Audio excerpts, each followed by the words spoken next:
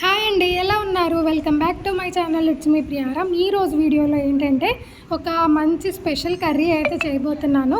And దీనికి కావాల్సిన గుడ్లు, టమాటోలు, మెయిన్ ఉల్లిపాయలు, పచ్చిమిర్చి.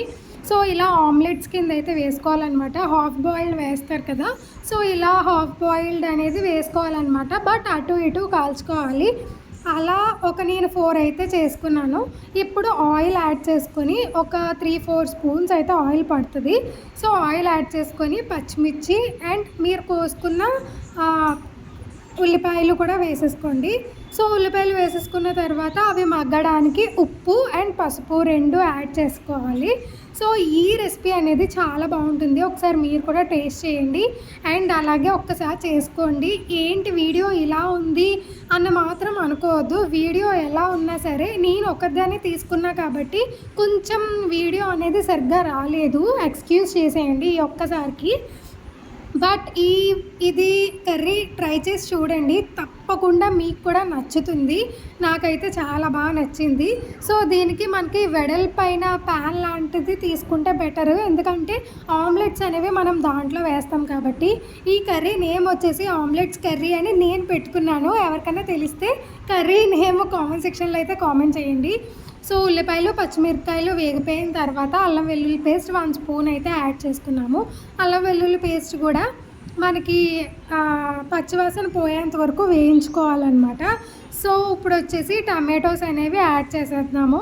నేనైతే ఒక 2 టమాటోస్ తీసుకున్నాను.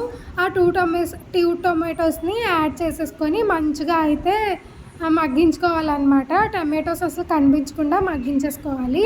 సో ఒక్కసారి మూత పెట్టేసాను ఇందాక, ఒక్కసారి మూత తీసి ఓపెన్ చేసి చూస్తే ఇలా వచ్చేసాయి అన్నమాట. టమాటాలు ఇలా మంచిగా మగ్గాలి. ఇలా మంచిగా మగ్గిన దాంట్లో మనం జీలకర్ర పొడి, ధనియాల పొడి, కారం ఆ 3 యాడ్ చేసుకోవాలన్నమాట. జీలకర్ర పొడి 1/2 స్పూను, ధనియాల పొడి 1/2 స్పూను, కారం ఒక 1 టేబుల్ స్పూన్, 1.5 అన్నా పర్వాలేదు, అంటే మీ టేస్ట్కి తగ్గట్టు. నేనైతే 1.5 వేసాను.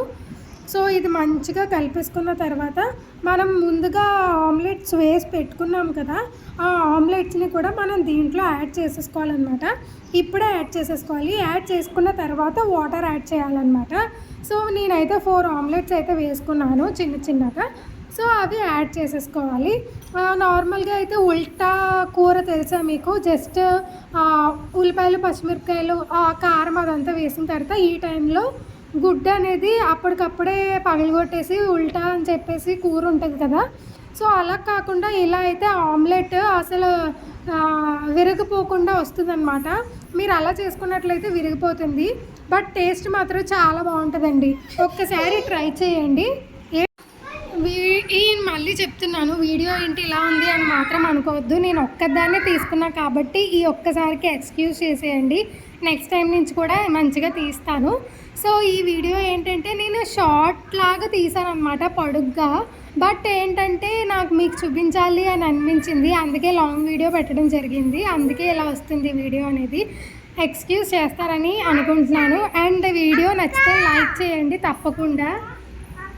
సో ఇలా మరిగిపోయిన తర్వాత మొత్తానికైతే ఇలా వస్తుంది. ఆయిల్ అనేది పైకి కూడా తేలుతుంది అనమాట. మనకి ఆమ్లెట్ కూడా అసలు విరగకుండా ఎంత బాగా వచ్చిందో చూసారా. తినడానికైతే చాలా బాగుంటుంది.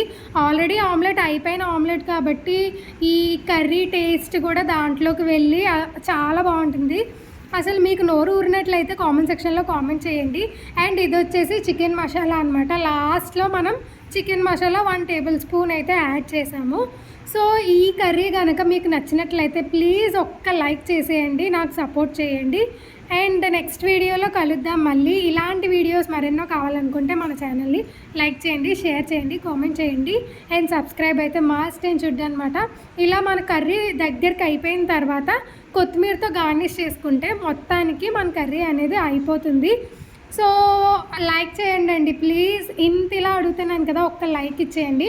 అంటే ప్రతి వీడియోలోనూ వీడియోస్ చూస్తున్నారు కానీ లైక్ ఇవ్వట్లేదు. లైక్ ఇచ్చినట్లయితే వేరే వాళ్ళకి ఫార్వర్డ్ అవుతూ ఉంటుంది.